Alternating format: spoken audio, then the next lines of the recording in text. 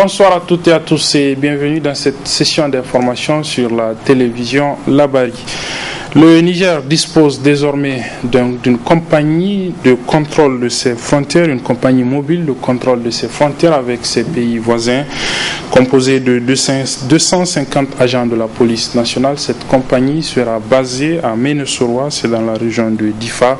Ces 250 agents ont été formés par des instructeurs de l'armée américaine. Ce matin a eu lieu au niveau de l'école nationale de la police, là où ils ont été formés, la cérémonie de remise d'attestation, mais également du matériel qui leur servira pour faire le travail. Sadou Doumi et Nasser Dantofo nous résument cette cérémonie. Ils sont 250 fonctionnaires de police à être formés et constitueront la future compagnie mobile chargée de contrôler les frontières de Ménesoroa dans la région de Difa, en proie à une insécurité récurrente. Une formation qui s'inscrit dans le cadre du projet Former et équiper à travers une convention du département de l'armée américaine et le Niger, dont les objectifs sont clairement définis. Cet ambitieux programme a pour objectif général de renforcer les capacités de la police nationale en matière de contrôle et de sécurisation des frontières par la mise en place d'unités opérationnelles que vous avez devant vous, dont vous aurez tout à l'heure l'occasion de les voir de tout près. Objectif spécifique, c'est de renforcer la sécurité des populations frontalières, de renforcer les capacités opérationnelles des services de la police nationale impliqués dans la lutte contre les réseaux criminels organisés de part et d'autre de la frontière, améliorer la gestion policière des frontières et enfin améliorer la coordination et la coopération transnationale. Pour atteindre ces objectifs susmentionnés, l'armée américaine a organisé au profit de la police nationale du Niger une série de formations comprenant entre autres le commandement, la transmission, la conduite auto, la gestion du matériel et le secours des premiers secours. Une formation dont le succès a été salué par l'ambassadrice des États-Unis et aux fonctionnaires de la police ayant accepté le défi de la sécurité frontalière. En effet, le terrorisme n'a pas de frontières et le besoin pour les unités de la police nationale de ce type de formation et d'équipement dont vous êtes dotés à présent est plus important que jamais. Les initiatives de formation comme celle-ci, spécifiquement orientées vers la croissance du rôle de la police nationale dans la sécurité frontalière, sont un autre exemple d'un partenariat solide entre nos deux pays dans l'intérêt commun de sûreté et de sécurité. Comme l'indique l'intitulé du projet Former et équiper, l'unité a été dotée d'importants matériels composés de véhicules, équipements individuels et matériels de communication. Attestations et cadeaux ont été remis aux récipiendaires et aux formateurs suivis d'une visite pour constater de visu le matériel réceptionné. Le plan de développement économique et social du Niger sur la période 2017-2021 est en train d'être formulé depuis ce matin. Un atelier organisé en effet à cet effet par le ministère en charge du plan. Je propose de suivre le résumé de la cérémonie d'ouverture de cet atelier avec nos reporters Ali Doubourema et Ali Sissé Ibrahim. Le plan de développement économique et social, voilà un programme qui demande une planification. Après le plan de développement économique et social 2012-2015, l'heure est à la formulation du plan de développement économique et social 2017-2021. Occasion saisie par le coordonnateur du système des Nations Unies pour faire ressortir l'importance que revêt une telle démarche. Le processus d'élaboration du PDS que nous lançons aujourd'hui est d'une importance capitale. Pour plusieurs raisons. D'abord, parce qu'il doit être le lieu de débat et de recommandations sur les grands enjeux qui impriment leur marque sur le développement national.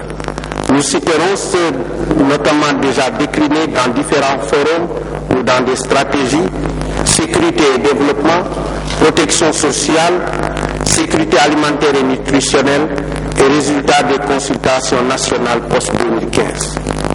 La question de la population est une urgence et un enjeu car elle a des incidences sur tous les indicateurs de développement. Pour sa part, la ministre du Plan, Mme Kane Aïchatou Boulama, procédant à l'ouverture de l'atelier, a fait part de sa détermination pour que le plan de développement économique et social 2017-2021 soit orienté dans la recherche du bien-être des populations.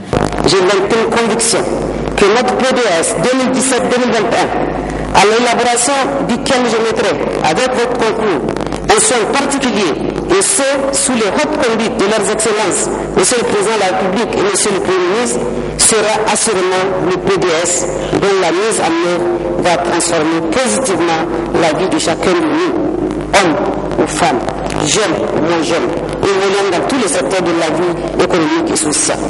Le PDS sera donc le véritable outil de transformation de notre économie. Il nous permettra de relever les défis majeurs et projeter notre pays sur la trajectoire et l'émergence indispensable pour assurer un mieux-être des populations.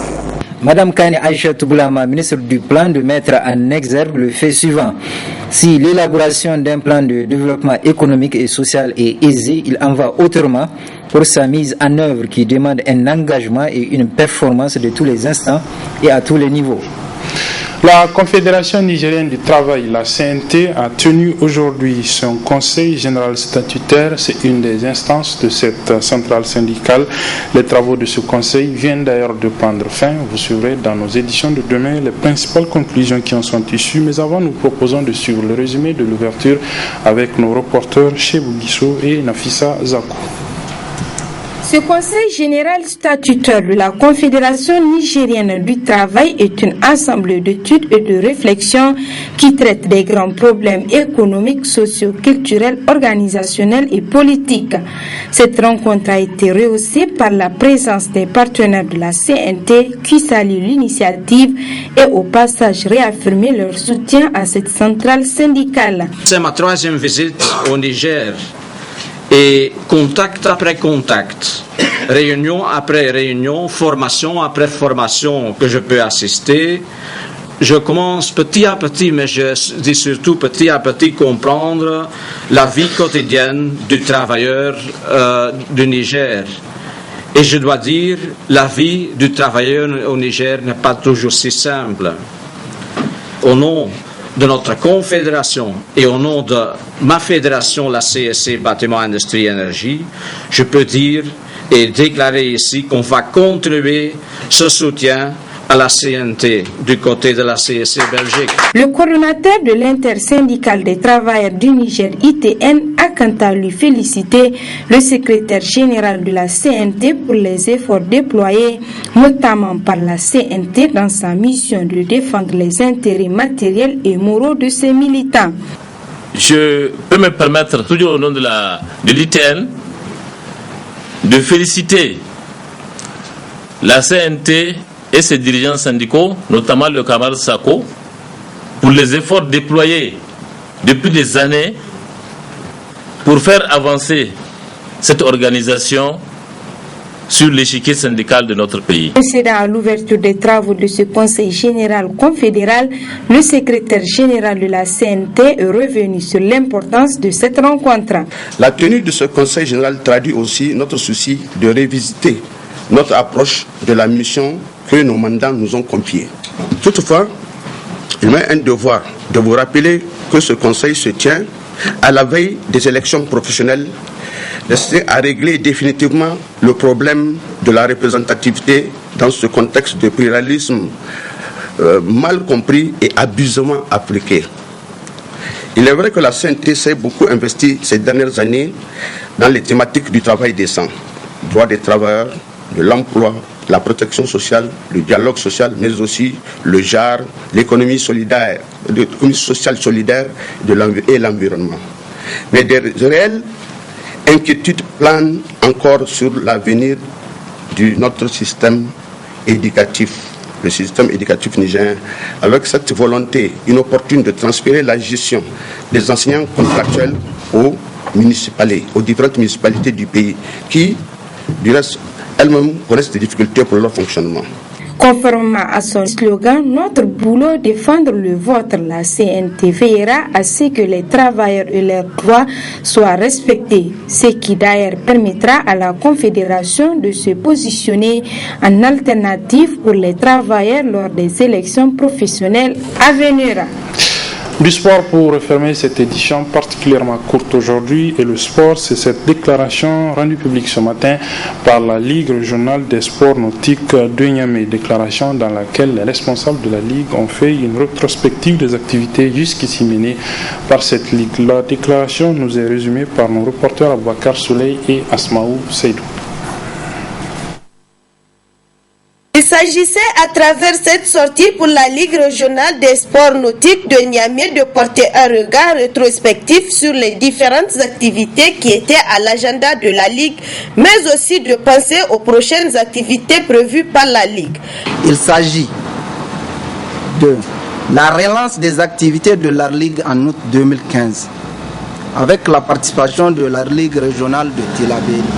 Le 31 octobre 2015, Coupe du haut commandant de la garde nationale du Niger à l'intention des FDS couplée d'une compétition pour les jeunes âgés de 8 à 16 ans. Le 21 novembre 2015, brevet de natation, FDS et club civil de la ville de Niamey. Le 26 mars 2016, relance des activités de la Ligue au titre de l'année 2015-2016, suivi d'un biathlon civil et militaire dénommé Coupe du CNUT. Le 21 au 23 avril 2016, formation en secourisme et sauvetage en milieu naturel et aquatique. Niveau 2 ouverte à toutes les corporations civiles et militaires de Niamey. Le 24 avril 2016, journée de la Concorde. Triathlon de la ville de Niamey couplé d'une compétition pour les jeunes âgés de 8 à 17 ans. Le suivi régulier des entraîneurs des clubs affiliés dans la pratique de la natation. La Ligue s'est également réjouie de la récente participation de 2 nageurs nigériens aux Jeux Olympiques de Rio. Une participation qui a valu aux nageurs 2 bourses. La Ligue fait remarquer que nos 2 représentants en natation devraient bénéficier de 2 bourses de solidarité olympique pour leur participation, et cela depuis 2014. À l'épreuve des faits, un seul de nos nageurs, en l'occurrence Al-Mokhtar Abdachir, a bénéficié d'une de 2 bourses. La deuxième bourse a été octroyée à Larba Saïdou, de nationalité étrangère, qui n'a pas compéti au nom du Niger à Rio, pendant que la deuxième nageuse du Niger à Rio, Rukaya Moussa, n'a pas bénéficié de cette bourse. La Ligue a enfin félicité la délégation du Niger aux Jeux Olympiques de Rio 2016 avec à sa tête le médaillé d'argent Abdelaziz Issoufou Alfaga, grâce à qui le drapeau du Niger a flotté parmi les grandes nations sportives par la plus belle des manières à Rio. Voilà, c'est la fin de cette édition, mesdames, messieurs. Merci de l'avoir suivi. Les programmes se poursuivent sur la télévision La Bari. Au revoir.